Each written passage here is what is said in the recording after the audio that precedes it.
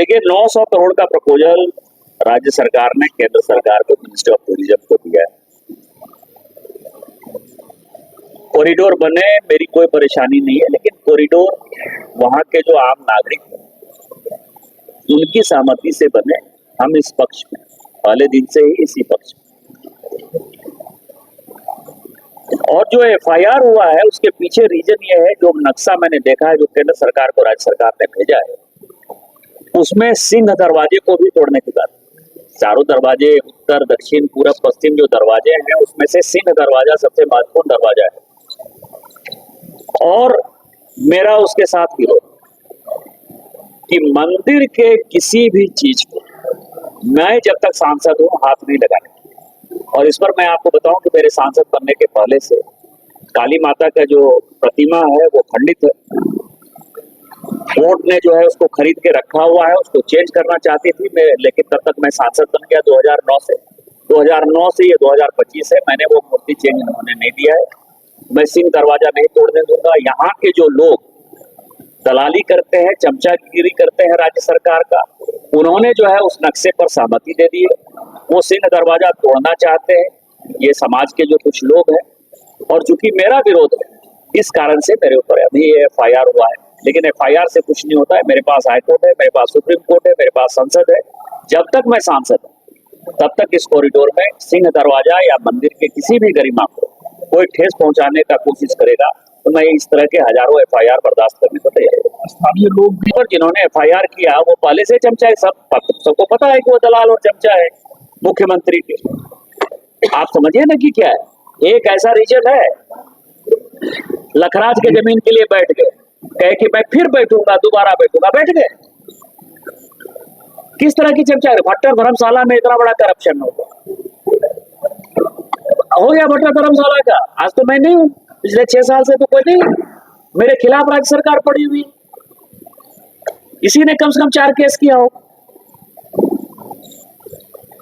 तो कौन है? यही समाज के लोग हैं, यही समाज के लोग जाते हैं। आपने देखा कि बैद्यनाथ मंदिर का होने लगा, चले गए। समाज के कौन कौन लोग गए उनको इनवाइट करने के लिए, आप देख लीजिए। पहली बार इसका राजनीतिकरण हुआ कि नहीं हुआ। आपने बाबा के उतने मूर्ति फोटो नहीं देखोगे जितना मुख्यमंत्री का जो है होर्डिंग बोर्डिंग पोस्टर लगा हुआ था। सरकारीकरण हो गया सब चीज का। ये सरकार को कौन साथ दे रहा है? यहाँ के लोगों को उजाड़ने के लिए सरकार को कौन साथ दे रहा है ये मुझे बताने की आवश्यकता नहीं है। सर कल बता रहे थे ये यही है, उसका तो रिकॉर्डिंग है ना पूरा। ये मकान जब हमारे दोस्त ले रहे थे तो उन्होंने कहा कि हम एग्रीमेंट करा चुके हैं, तो हम बोले इसका क्या निदान है? कहा 10 लाख रुपये चाहिए। चुनाव था 2019 का। आप समझिए ना कि बस रंगदारी है। 5 लाख रुपया ले चुके, वो 5 लाख रुपया नहीं दिए इसीलिए कर रहे हैं। जाके बाबा के मंदिर में जाके कसम खाए, रोज बाबा का पूजा करते हैं। 500 पंडा को ले जाए और कहें कि नहीं शिकार को झूठ बोल रहे हैं। ऑपरेशन सिंदूर, क्योंकि ऑपरेशन सिंदूर, देखिए ऑपरेशन सिंदूर भारत की अपनी मजबूती दिखाता है।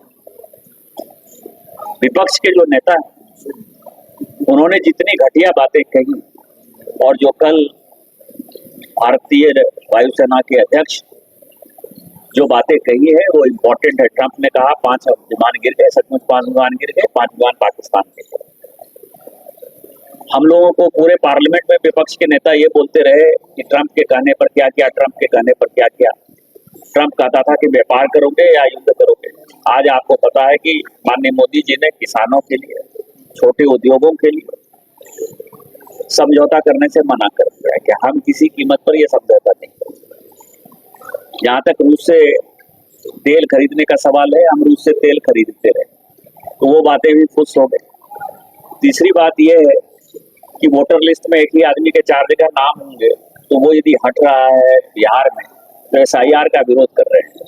ये सारी चीजें ऐसी है कि राहुल गांधी विदेशी फोर्स सोर्स फाउंडेशन और भारत को जो टुकड़े करना चाहती है, भारत की मजबूत इकोनॉमी नहीं देखना चाहती है, मोदी जी को मजबूत नहीं देखना चाहती है, वो देश तोड़ने वाले ताकतों का साथ दे रहे हैं। इसीलिए चुनाव आयोग पर कभी क्वेश्चन कर रहे हैं, कभी ट्रंप पर क्वेश्चन कर रहे हैं, कभी सेना पर क्वेश्चन कर रहे हैं, ऑपरेशन सिंदूर पर क्वेश्चन कर रहे हैं।